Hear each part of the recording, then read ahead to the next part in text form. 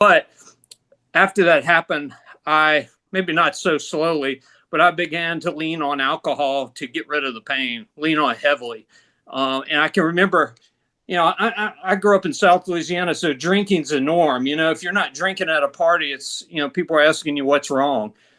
So it was kind of hard to tell where that line was. But after we lost Haley, I was drinking by myself to get rid of the pain. I mean, I consciously was telling myself that.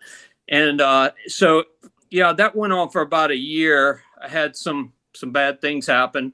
My family started to notice, obviously, and began to say something to me. So because I'm a genius, instead of getting help, I decided I would just switch to opiates. And so I started slowly weaning off the alcohol, so to speak, and started taking opiates more. I liked it. You didn't slur your words. You couldn't smell it on me. I could, do all sorts of things I couldn't if I was just, had a couple belts.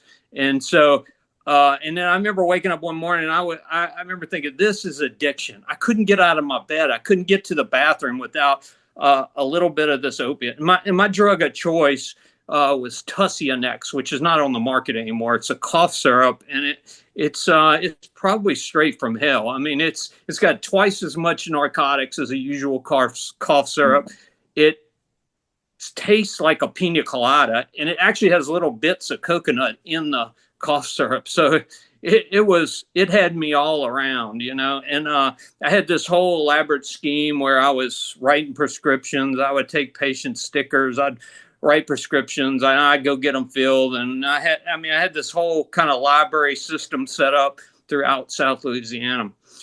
Of course, that's not going to last very long. Eventually the train's going to run out of track. And that's what happened to me. I was near the end anyway, mentally, because most of the time I was trying to get off,